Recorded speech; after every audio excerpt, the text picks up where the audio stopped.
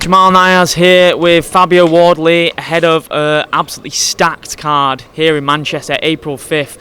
White Joyce, Okoli Riakporhe, killer co-main and main event. What do you make of the matchups? Obviously, you're here supporting your boy Dillian. Yeah, look, fantastic card. A great card for the fans and just be able to watch and see all these big names come together. It's a fantastic introduction to the Queensberry DAZN partnership.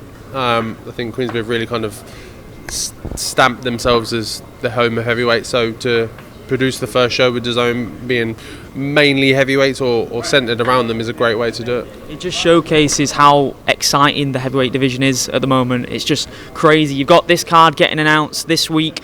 You've got Parker, Dubois, Zhang next week. Just what are your thoughts on those two matchups as well? Yeah, look, there's so much going on in the heavyweight division at the moment. There's fights happening left, right and centre, and they're not just anything fights either. They're all big fights, big names, big occasions. So yeah, look, the Dubois Parker one is an obvious massive fight, world title, both guys in great form, both obviously coming to win and really to lay it all out on the line. Parker going for that kind of second time around world title, and Daniel trying to hold on to his. So I think that one's going to be a fantastic fight. It's going to go together really well. I think their styles will gel because neither of them are shy. Neither of them are shy away from a shootout kind of fight and just having to go on their opponent. So yeah, it's one I'm really looking forward to. If I had to push you for a prediction on both of those fights, who would you go for? Again, the Dubois Parker one is very hard to split. It's very much about momentum, I think, between the pair of them, and I think who executes the better plan on the night as well. I think that'll be a very big factor. I would edge it to Parker for me, probably a bit biased as well, someone I know a bit better. But I think just they'll put together, him and Andy Lee, I think they'll put together a really clean plan. And Parker has shown, no matter who the opponent, he can execute a plan. And even if adversity comes, he's been dropped in a couple of fights and still come back and won and done whatever. So he can do it. So it's just about turning that over on the night. How would you assess the past year for yourself? Because you come from that iconic first fight with Fraser Clark, had absolutely everything. One of the best fights we've seen in recent years on this shore, 100% in this country, and then you go and put a statement and end the rivalry in the way that you did. Obviously, you would have rather have not had the 12-round war that you did, but it's gained you so many fans. What do you make of both of those experiences? Yeah, look, they were both fantastic for me in their own right. They both did something for me different that the other fight did. Obviously, the first one, proving that you can go 12 rounds at a hellish pace, go through a brutal war and a battle, that ticks off a lot of boxes that question marks maybe fans may have had around me, people in the game, other boxes, whichever else. I'm ticking off boxes in front of people's eyes, and then another question mark is, okay, look, I'm stopping all my opponents, but have I got that real singular one-punch concussive power? Maybe people were questioning that before, but I think very much because of my last fight, there's a statement on that to say, yeah, that's there as well. So there's not really many more things for me to prove to people. They can just go, look, you know what, he's got all these attributes. I think he's ready to fight them top guys. Obviously a bad blood rivalry like that has to be organic, has to be real, and that was real. Obviously the first fight was labelled as bad blood. Do you enjoy and relish future bad blood fights in the future? Because that's what ultimately sells, that's what's box office. You do need those really, really crazy rivalries where if you're in your room with an opponent, you don't know whether it's going to go off there and then. Yeah, look, they definitely play their part for your career. They need to be organic, they need to be right. I think the boxing fans can very much sense and tell when things are forced and you're putting it on for a show. But with me and Fraser, it'd been built over a long time because we had the first time around where we were supposed to fight and then it didn't come off, so there was the building kind of remnants of that left on it. But yeah, it does great things for your career because it G's you up in a different way as well. You train in a different way. Your animosity towards it is different. You spar different. So yeah, it helps you, and as long as you can focus that energy properly, it does well for you. Who's on your hit list right now? Because like we mentioned, so many massive names in the heavyweight division. If you are going to fight 2 or 3 times this year, ideally, who would those opponents be? In terms of names, it's a harder one to kind of pin down, really.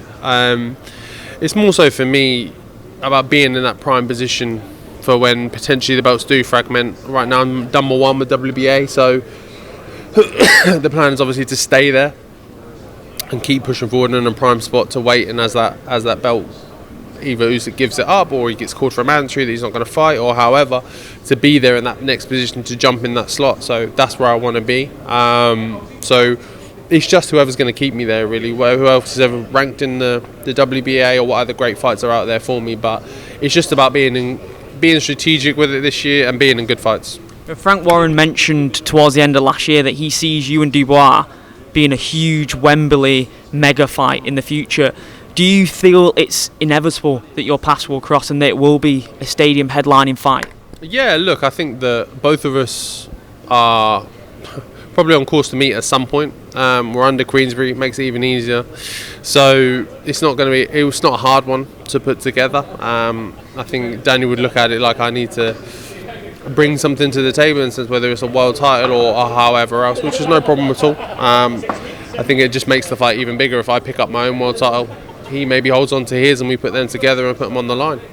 What did you make of Tyson Fury's announcement as well last month that he's retiring? A lot of people don't really take him on because of how many times he has retired, and the fact that absolutely mega money fight with Joshua is on the table as and when he wants it. His Excellency, I'm sure, will pay whatever he deems acceptable, which will be a large amount of cash for a 2-fight deal. Do you think that's it, or do you see it happening? Yeah, who knows? Again, you just don't know what's going to happen with him, because again, his retirement came as a surprise. No one really knew that was coming. I think speaking from knowing kind of the insides of his team and stuff, even they didn't know. It just seemed like he woke up one day and to himself and just went, I'm not doing this anymore. And he then may wake up next week and go, I'm back in love with it. So there's no way to know what that man's going to do, because I don't think half the time he knows himself. But that's what keeps him so interesting, keeps him so fresh. So yeah, we'll see what comes for him. Anthony Joshua's next move as well. Wilder's been talked about as a potential opponent. What do you make of that matchup at this point in AJ's career? Yeah, look, it doesn't take away from it still being a good fight. Wilder still has that just ridiculous KO power that can come out of nowhere. So that fight will always keep you on the edge, always keep you wondering, always keep you guessing. And Joshua's still got some great fights in him. I know he's coming off losses and this, that and the other, but in no way does that mean he's done for. There's still some great in him, and I know he still wants to keep going as well. So yeah, sometimes you need the right dance partner across from you. Final one, deep on this. How do you want your legacy to be remembered when it's all said and done? Is that something you think about when you're driving to the gym, the long drives home? What are you doing this for? How do you want to be remembered?